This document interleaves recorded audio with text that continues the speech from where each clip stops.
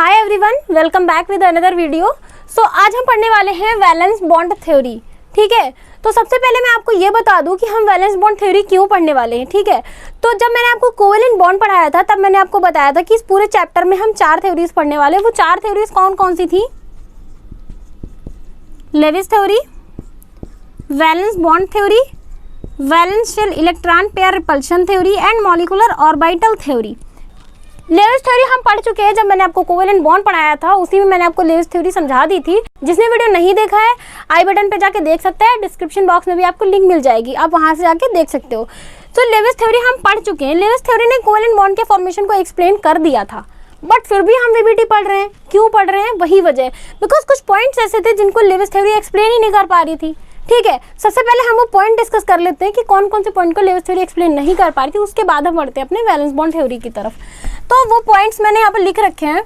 पहला पॉइंट क्या आता है? Lewis theory fails to explain the shape and geometry of molecule. For example, Lewis theory ने बताया कि CH4 कार्बन, मीथेन में कार्बन और हाइड्रोजन के बीच में बॉन्ड फॉर्मेशन होगा, लेकिन उसने ये नहीं बताया कि कार्बन जो 4 बॉन्ड बना रहा है, कार्बन जो हाइड्रोजन से 4 बॉन्ड बना रहा है, उनका अरेंजमेंट किस तरह से, मतलब अगर मैं कहूँ इस तरह सही है या ये सही है, इन दोनों में क्या कौन सा सही है, इस चीज़ को लेविस थ्योरी नहीं बता पाई। मतलब कि क्या है, मॉलिक्यूल का शेप क्या है, उस चीज़ को लेविस थ्योरी एक्सप्लेन नहीं कर पाई, जिसकी वजह से हमको वीबीटी पढ़ना पड़ रहा है। ठीक है, उसी तरह से अगर मैं नेक्स्ट पॉइंट डिस्कस करूँ, नेक्स्ट पॉइंट क्या है? It fails to explain the stability of less than 8 और more than 8 electrons of molecule. ठीक है, मतलब वो मॉलिक्यूल जिसमें क्या है, हमारा लेस देन 8 इलेक्ट्रॉन है फिर भी वो स्टेबल है, या मोर देन 8 इलेक्ट्रॉन है फिर भी वो स्टेबल है, वो मॉलिक्यूल की वो स्टेबल क्यों है, इस चीज़ को भी लेविस थ्योरी एक्सप्लेन नहीं कर पाई, बिकॉज वो टोटली फॉलो करती है ऑक्टेट रूल को। फॉर एग्जांपल BCl3 में आप देखोगे बोरोन के वैलेंस शेल में कितने इलेक्ट्रॉन होते हैं? 1s2, 2s2, 2p1। बोरोन के वैलेंस शेल में 3 इलेक्ट्रॉन होते हैं। जब वे अपने क्लोरीन के साथ बॉन्ड फॉर्म करता है, Cl और Cl। अब देखो आप इसके वैलेंस शेल में इसने क्या किया, अपना शेयरिंग कर ली वैलेंस शेल से 3 इलेक्ट्रॉन की, तो अब इसके पास कितने हो गए? 2 2 4 2 6। इसके पास क्या 8 इलेक्ट्रॉन नहीं है, 6 इलेक्ट्रॉन ना, लेस देन 8 इलेक्ट्रॉन है, ऑक्टेट रूल फॉलो नहीं हो रहा, बट फिर भी BCl3 क्या होता है? स्टेबल मॉलिक्यूल होता है। इसकी स्टेबिलिटी को भी लेविस थ्योरी एक्सप्लेन नहीं कर पाई। मोर देन 8 इलेक्ट्रॉन का एक एग्जाम्पल अगर मैं आपको बताऊँ तो वो है हमारा PCl5। अब अगर आप यहाँ पे देखो PCl5 में बॉन्ड फॉर्मेशन कुछ इस तरह से होता है। ठीक है, अब यहाँ पे इलेक्ट्रॉन आप काउंट करो, 2 2 4 2 6 2 8 2 10। अब इसमें क्या है कि मोर देन 8 इलेक्ट्रॉन है, बट फिर भी हमारा ये स्टेबल है। अब इसकी स्टेबिलिटी को भी लेविस थ्योरी एक्सप्लेन ही नहीं कर पाई कि PCl5 क्यों स्टेबल है।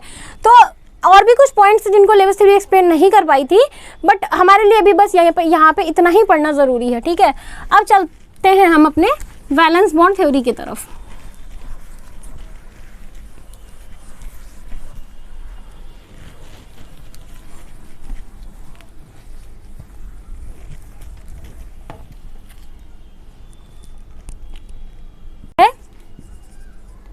Covalent bond is formed by overlapping of atomic orbitals।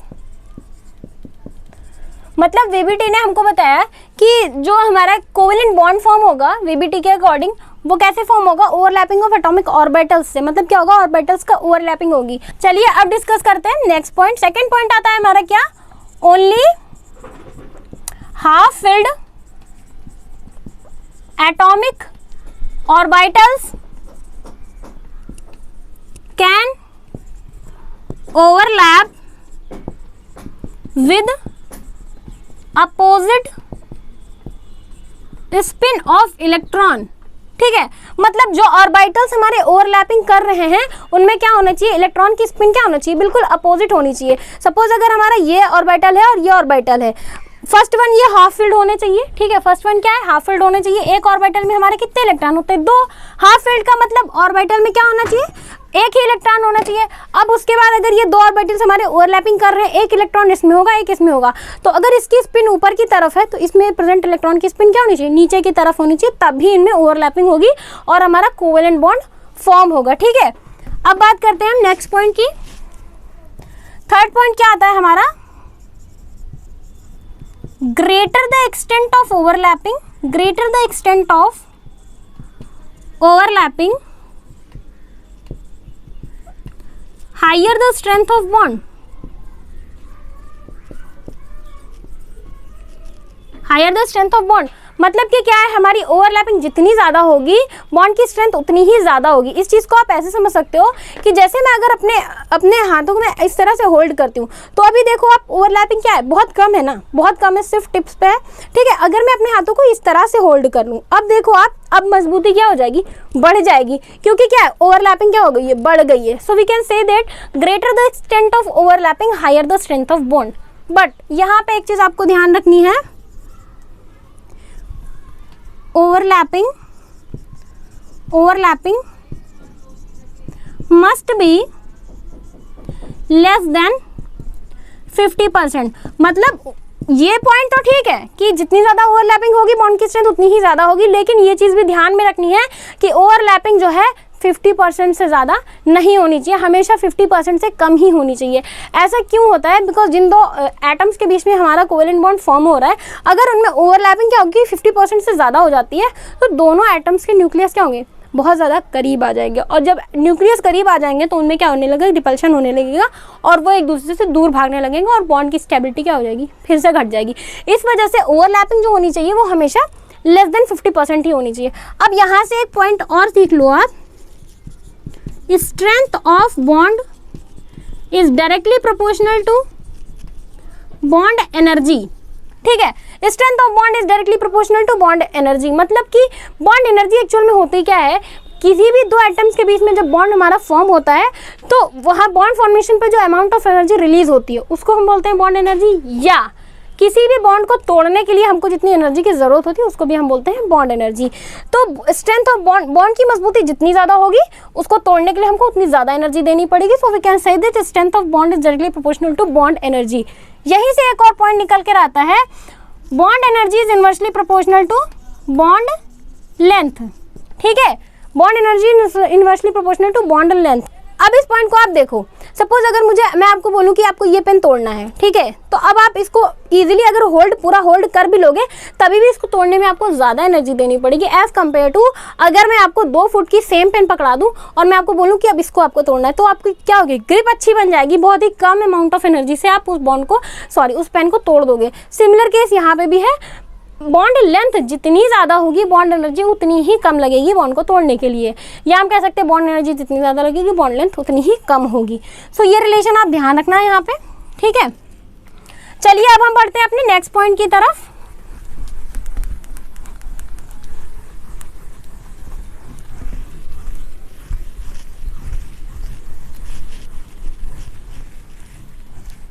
ठीक है, नेक्स्ट पॉइंट हमारा क्या आता है, electrons which already paired in valence shell, they could also participate in bond formation, but first they should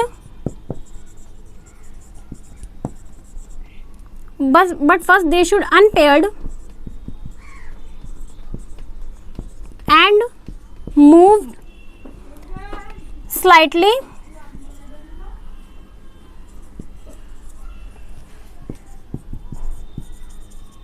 higher energy orbital with same shell. मतलब क्या है कि अगर हमारे वैलेंस शेल में, अभी मैंने आपको बताया कि हाफ फिल्ड एटॉमिक ऑर्बिटल्स होने चाहिए, उसके बाद अगर हमारे पास वैलेंस शेल में कुछ ऐसे ऑर्बिटल्स हैं जिसके पास क्या है कि अपना इलेक्ट्रॉन क्या है, पेयर्ड है, मतलब कि क्या है, वो फुलफिल्ड है, सो वो भी अपना बॉन्ड फॉर्मेशन में पार्टिसिपेट कर सकते हैं। बट सबसे पहले उनको क्या करना पड़ेगा, but first they should unpaired and move slightly higher energy orbital, मतलब वहाँ से उनको अनपेयर्ड होना पड़ेगा और स्लाइटली मतलब थोड़ी सी हायर एनर्जी के ऑर्बिटल में मूव करना पड़ेगा विद सेम शेल, मतलब उसी वैलेंस शेल का ही ऑर्बिटल होना चाहिए वो। ठीक है, ये पॉइंट हो सकता है कि अभी आपको यहाँ पे ज़्यादा अच्छे से ना समझ में आए, इसी पॉइंट पे बेस में आपको एक एग्जांपल अभी आगे बताऊंगी। अगर यहाँ पे समझ में आ गया तो अच्छी बात है, नहीं समझ में आया आगे समझ में आ जाएगा, टेंशन लेने वाली कोई बात नहीं है, ठीक है। अब बात करती हूँ मैं ओवरलैपिंग की, ठीक है। So only 2 types of overlapping is possible. First one is axial, second one is parallel, ठीक है। पैरेलल को ही हम साइड वाइज भी बोलते हैं या इसी को हम लेटरल ओवरलैपिंग भी बोलते हैं, और एक्सियल को हम हेड ऑन भी बोलते हैं, हेड ऑन, ठीक है। अब इन ओवरलैपिंग्स के बारे में हम पढ़ने वाले हैं। ओवरलैपिंग के बारे में सबसे पहले पढ़ने से पहले मैं आपको ऑर्बिटल्स के बारे में थोड़ा सा ज्ञान दे दूं। तो ये है हमारा s ऑर्बिटल, ये है हमारा p ऑर्बिटल और ये है हमारा d ऑर्बिटल, ठीक है। अब मैं आपको यहाँ पे बता दूं एक्सिस ऑफ सिमेट्री के बारे में, ठीक है। एक्सिस ऑफ सिमेट्री क्या होती है? एक्सिस ऑफ सिमेट्री वो लाइन होती है जहाँ से हम किसी भी चीज़ को कट करें तो जो एक हाफ पार्ट है वो दूसरे हाफ पार्ट का मिरर इमेज हो। फॉर एग्जाम्पल अगर मैं बात करूँ इस p ऑर्बिटल की, तो p ऑर्बिटल में एक्सिस ऑफ सिमेट्री क्या है हमारी? ये है। अगर मैं इस p ऑर्बिटल को यहाँ से ऐसे कट करूँ तो जो ये हाफ पार्ट होगा वो इस हाफ पार्ट का मिरर इमेज होगा, तो एक्सिस ऑफ सिमेट्री ये है। अगर मैं कहूँ इसकी एक्सिस ऑफ सिमेट्री ये है तो ये नहीं होगी, बिकॉज ऊपर क्या है पॉजिटिव और नीचे हमारा सॉरी यहाँ पे नीचे नेगेटिव साइन होगा, ठीक है। नीचे क्या होगा हमारा नेगेटिव, मतलब ऊपर की जो लोब है वो पॉजिटिव लोब है, नीचे की लोब नेगेटिव है, तो ये दोनों एक दूसरे की मिरर इमेज नहीं है, ठीक है। अब अगर मैं बात करूँ डी ऑर्बिटल में एक्सिस ऑफ सिमेट्री की, तो ये होगी, ये एक्सिस ऑफ सिमेट्री होगी और ये भी एक्सिस ऑफ सिमेट्री होगी। अब अगर मैं बात करूँ एस ऑर्बिटल की, तो एस ऑर्बिटल्स में तो कोई भी एक्सिस ऑफ सिमेट्री, कोई भी लाइन एक्सिस ऑफ सिमेट्री हो सकती है जो सेंटर से पास हो, ठीक है। Any line which pass through centre can be axis of symmetry. समझ में आया आपको? तो ये तो बात हो गई हमारी एस पी और डी ऑर्बिटल्स के बारे में। अब हम बात करते हैं एक्सियल ओवरलैपिंग के बारे में, ठीक है।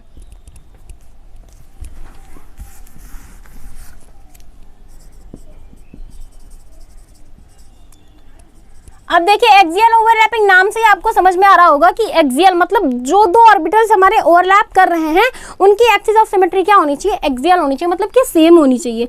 अगर मैं बात करूं एस और एस ऑर्बिटल के ओवरलैपिंग की, तो ये हमारा एस ऑर्बिटल और ये हमारा एस ऑर्बिटल, ठीक है।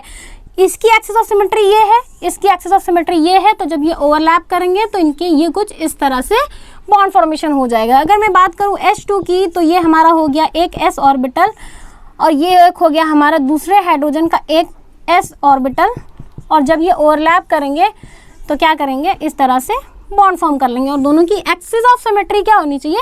सेम होनी चाहिए। इसी वजह से हम इसको बोलते हैं एक्सियल ओवरलैपिंग, ठीक है। अब बात करते हैं हम s और p की ओवरलैपिंग के बारे में, ठीक है। एक्सियल ओवरलैपिंग में s और p की ओवरलैपिंग। अब देखिए आप, s तो हमारा फिक्स है, s तो फिक्स है। अब अगर मैं कहूँ कि p ऑर्बिटल में ओवरलैपिंग, p ऑर्बिटल को अगर हम ऐसे रखते हैं, ठीक है। अब बताओ इस s में ओवरलैपिंग हो सकती है? बिकॉज अब देखिए इसकी एक्सिस ऑफ सिमेट्री ये है, इसकी एक्सिस ऑफ सिमेट्री ये है। अब ये दोनों क्या है? एक्सियल नहीं है ना, ये ऐसे, ये दोनों एक्सिस ऑफ सिमेट्री क्या है? परपेंडिकुलर है आपस में, मतलब p ऑर्बिटल हमारा इस तरह से नहीं होगा, p ऑर्बिटल हमारा इस तरह से होगा, ठीक है। अब देखिए इसकी एक्सिस ऑफ सिमेट्री भी ये, इसकी भी ये, तो ये जब दोनों एक्सियल होंगे, कोएक्सियल होंगे, तो इनमें बॉन्ड फॉर्मेशन हो जाएगा, ठीक है। देखिए एक इलेक्ट्रॉन इसमें, एक इलेक्ट्रॉन इसमें। अगर मैं बात करूं हाइड्रोजन फ्लोराइड की, हाइड्रोजन फ्लोराइड में हाइड्रोजन के 1s ऑर्बिटल में क्या होता है? एक इलेक्ट्रॉन होता है। और फ्लोरीन में क्या होता है? फ्लोरीन का देख लो आप, 1s2 2s2 2p5, valence shell में 7 इलेक्ट्रॉन है, तो इनमें कुछ इस तरह से होगा, ठीक है। ये एक p ऑर्बिटल है जिसमें क्या है? एक इलेक्ट्रॉन क्या अनपेयर्ड है। यही p ऑर्बिटल क्या करेगा? ओवरलैपिंग करेगा हाइड्रोजन के s ऑर्बिटल से, तो ये p ऑर्बिटल क्या होगा? कुछ इस तरह से होगा।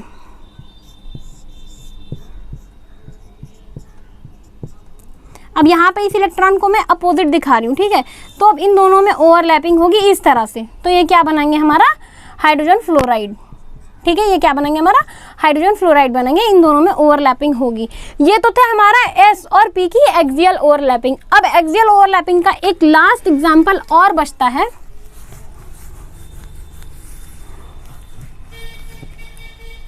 ठीक है, वो है हमारा पी और पी ओवरलैपिंग, पी और पी की ओवरलैपिंग। अब देखो पी और पी को अगर मैं ऐसे रखूं, ठीक है,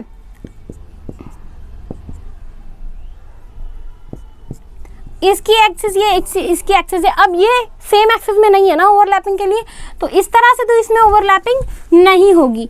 एक्सियल ओवरलैपिंग पी और पी की कुछ इस तरह से होगी, ठीक है, समझ में आया? मतलब कि अगर मैं ऐसे कहूं,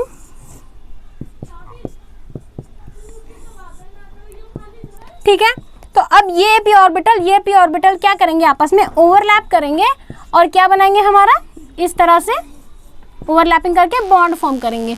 तो यहाँ पे क्या होगा, हमारा बॉन्ड फॉर्म होगा सिग्मा बॉन्ड, ठीक है। एक चीज याद रखना, एक्सियल ओवरलैपिंग से हमेशा क्या बनता है, सिग्मा बॉन्ड बनता है, ठीक है।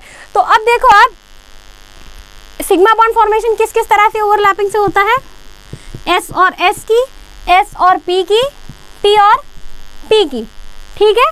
अब आप देखो कि इन तीनों ओवरलैपिंग से हमारा सिग्मा बॉन्ड फॉर्म हो रहा है, ठीक है, लेकिन इन तीनों ओवरलैपिंग में बॉन्ड की स्ट्रेंथ किस में ज़्यादा होगी। अब देखो आप एस क्या है, एस की एक्सिस ऑफ सिमेट्री कुछ भी हो सकती है, इसमें भी कुछ भी हो सकती है, ये एक तरह की ओवरलैपिंग है। इस एस पी में एस की एक्सिस ऑफ सिमेट्री कुछ भी हो सकती है, बट पी की तो अपना फिक्स है। एस और पी में जब ओवरलैपिंग हो रही थी तो पी की एक्सिस ऑफ सिमेट्री फिक्स थी, ठीक है, एस की तो कुछ भी हो सकती थी, पी की फिक्स थी। मतलब इसका एक प्रॉपर ओरिएंटेशन था, ये एक प्रॉपर ओरिएंटेशन मतलब एक प्रॉपर डायरेक्शन में ही इसमें ओवरलैपिंग हो सकती थी, किसी और डायरेक्शन में नहीं हो सकती थी, ठीक है। और पी और पी की मैं बात करूं तो इसमें तो दोनों का ओरिएंटेशन फिक्स है, मतलब अगर मैं इनको इसी तरह से रखती हूँ तभी ये कोएक्सियल होंगे, मतलब इनकी ओरिएंटेशन और ज़्यादा फिक्स है। तो जो स्ट्रेंथ ऑफ बॉन्ड होगी, सिग्मा बॉन्ड की जो स्ट्रेंथ होगी वो सबसे ज़्यादा पी और पी के एक्सियल ओवरलैपिंग से होगी, उसके बाद एस और पी की, और सबसे कम एस और एस की ओवरलैपिंग से। तीनों में सिग्मा बॉन्ड ही फॉर्म होगा, बट सबसे ज़्यादा स्ट्रेंथ जो होगी वो पी और पी की होगी, देन एस और पी की होगी, देन एस और एस की होगी। अब लेकिन यहाँ पे ये चीज़ भी ध्यान रखना कि ये पी और पी कौन से शेल के ऑर्बिटल्स हैं, ठीक है, कौन से शेल के ये ऑर्बिटल्स हैं, ठीक है। चलिए अब हम बात करते हैं पैरेलल ओवरलैपिंग की।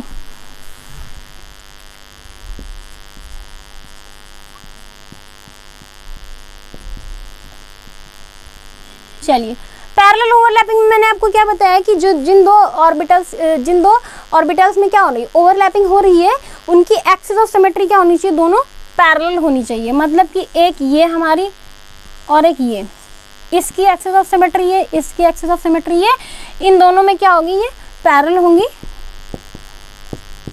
तभी इनमें ओवरलैपिंग होगी, और ये कुछ इस तरह से ओवरलैपिंग होगी, ठीक है। ये ओवरलैपिंग हमारी इतना पार्ट ओवरलैप करेगा, ठीक है। तो अब मैंने आपको एक पॉइंट पढ़ाया था कि extent of overlapping, extent of higher the extent of overlapping greater the strength of bond. अब आप देखो कि यहाँ पे क्या हो रहा है कि जब हमारी पैरेलल ओवरलैपिंग होगी तो हमारा बनेगा पाई बॉन्ड, ठीक है, पैरेलल ओवरलैपिंग से हमारा बनता है पाई बॉन्ड। अब आप देखो पैरेलल ओवरलैपिंग में क्या हो रहा है, एक्सटेंट ऑफ ओवरलैपिंग का अमाउंट क्या बहुत कम है, मतलब कि पाई बॉन्ड की स्ट्रेंथ क्या होगी, हमेशा कम होगी। पाई bond is weaker then sigma bond, because sigma bond में क्या होता है, ओवरलैपिंग अच्छी होती है, और पाई बॉन्ड में ओवरलैपिंग इतनी अच्छी नहीं होती है। ये हो गया हमारा पैरेलल ओवरलैपिंग। अब चलिए अब हम कुछ एग्जांपल्स डिस्कस करते हैं, ठीक है। अगर मैं बात करूं O2 की, ऑक्सीजन की, ये हमारा एक ऑक्सीजन, ये एक ऑक्सीजन, ऑक्सीजन के वैलेंस शेल में 1s2 2s2 2p4, इसी तरह इसमें भी 1s2 2s2 2p4, ठीक है।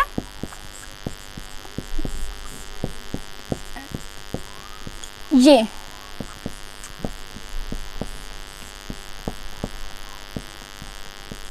अब आप देखो कि अच्छा मैं यहाँ पे इसको अपोजिट स्पिन दिखा देती हूँ,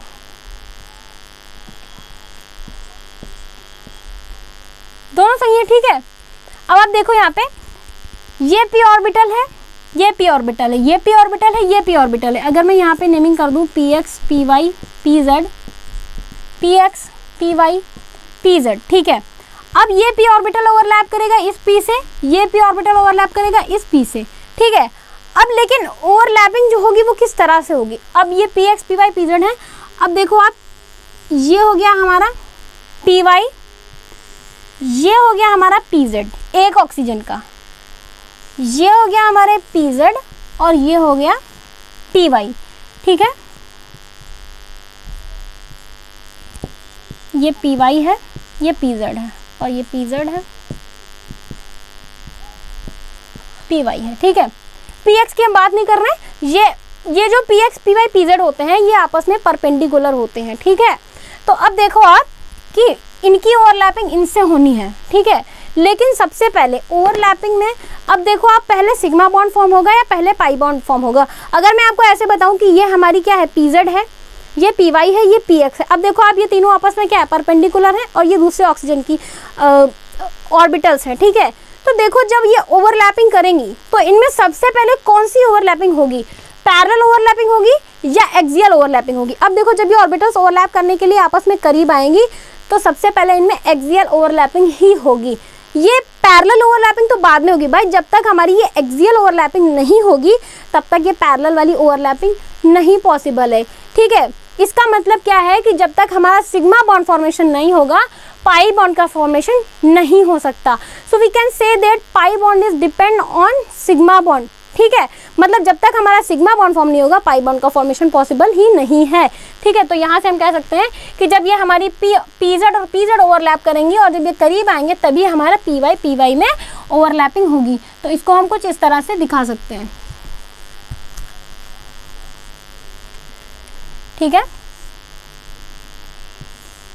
ये हमारी pz की ओवरलैपिंग है और इनमें ऐसे होगी, ठीक है। और ये हमारी pz और ये py की ओवरलैपिंग है। समझ में आया आपको?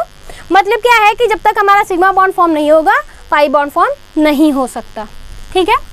चलिए अब बात करते हैं नेक्स्ट पॉइंट की, जो मैंने आपको एक कहा था कि उसको मैं एग्जाम्पल बेस्ड समझाऊंगी, ठीक है।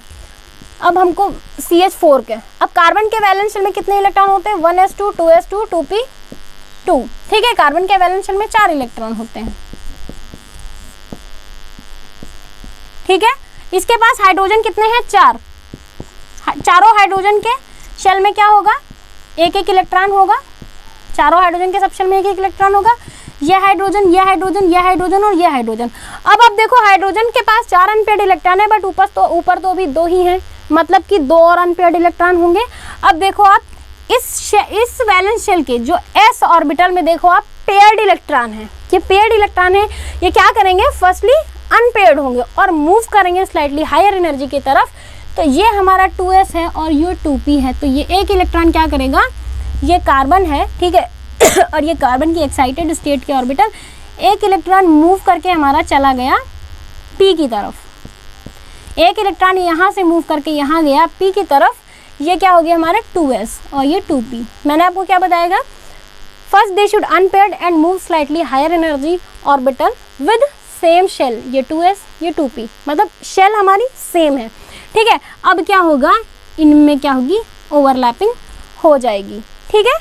ये s क्या करेगा, ये 2s क्या करेगा, हाइड्रोजन के 1s से ओवरलैप, ये 2p इसके 1s से, ये इससे और CH4 में हमारा बॉन्ड फॉर्मेशन हो जाएगा, ठीक है। तो इसी के साथ हमारी VBT फिनिश होती है। लेकिन अभी इसी के साथ हमको सिग्मा बॉन्ड और पाई बॉन्ड में डिफरेंस पढ़ना जरूरी है, ठीक है। चलिए शुरू करते हैं sigma bond and pi bond के बीच में डिफरेंस। तो पहला डिफरेंस क्या आता है, it formed by axial overlapping, यानी कि जब हमारी ऑर्बिटल्स में एक्सियल ओवरलैपिंग हो रही होगी तभी हमारा सिग्मा बॉन्ड फॉर्मेशन होगा। और ये कैसे फॉर्म होगा, it formed by parallel overlapping, ठीक है। मतलब जब हमारे ऑर्बिटल्स में पैरेलल ओवरलैपिंग होगी तब हमारा पाई बॉन्ड फॉर्म होगा। हायर स्ट्रेंथ, सिग्मा बॉन्ड की स्ट्रेंथ ज़्यादा होती है और पाई बॉन्ड की स्ट्रेंथ क्या होती है, लेस स्ट्रेंथ होती है, मतलब ये वीक बॉन्ड होता है। बॉन्ड एनर्जी की अगर मैं बात करूँ तो 80 किलो कैलोरी बॉन्ड एनर्जी होती है सिग्मा बॉन्ड की, जबकि पाई बॉन्ड की क्या होती है 65 किलो कैलोरी। मतलब क्या है, पाई बॉन्ड को तोड़ने के लिए हमको सिर्फ 65 किलो कैलोरी एनर्जी देनी पड़ेगी, वहीं पे अगर हमें सिग्मा बॉन्ड को तोड़ना है तो 80 किलो कैलोरी एनर्जी देनी पड़ेगी। उसके बाद क्या आता है, shape of molecule determined by this, shape of molecule determined by this bond, ठीक है। मॉलिक्यूल का जो शेप होगा उसमें सिग्मा बॉन्ड पार्टिसिपेट करेगा उसको डिटरमाइन करने में, ठीक है।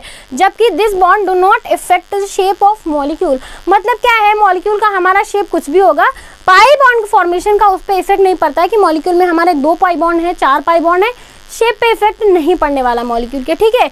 नेक्स्ट आता है rotation of bond possible between 2 atoms. मतलब अगर जहां हमारा सिग्मा बॉन्ड होगा वहां पे क्या है, रोटेशन ऑफ बॉन्ड क्या होगा, पॉसिबल होगा। Rotation of bond is not possible. मतलब क्या है कि जहाँ पे हमारा सिग्मा बॉन्ड होगा वहाँ पे क्या है, रोटेशन पॉसिबल है, लेकिन पाई बॉन्ड में रोटेशन पॉसिबल नहीं है। अब आप देखो, अगर यहाँ पे एक एटम है, यहाँ पे एक एटम है, ये पेन क्या है आपकी, एक बॉन्ड है, ठीक है। तो इस बॉन्ड को आप एक एटम को रोटेट करोगे, रोटेशन पॉसिबल है। लेकिन अगर यहीं पे क्या होता कि 2 पेन हो जाते, ठीक है, ऐसे ऐसे, यहीं पे अगर ये एक एटम होता और ये एक एटम होता, अब एक सिग्मा बॉन्ड है, एक पाई बॉन्ड है, ठीक है।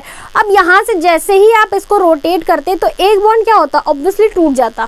तो मतलब क्या है कि अगर हमारा पाई बॉन्ड प्रेजेंट होगा तो वहाँ पे क्या होगा, रोटेशन पॉसिबल नहीं होगा, बिकॉज बॉन्ड क्या होगा, टूट जाएगा।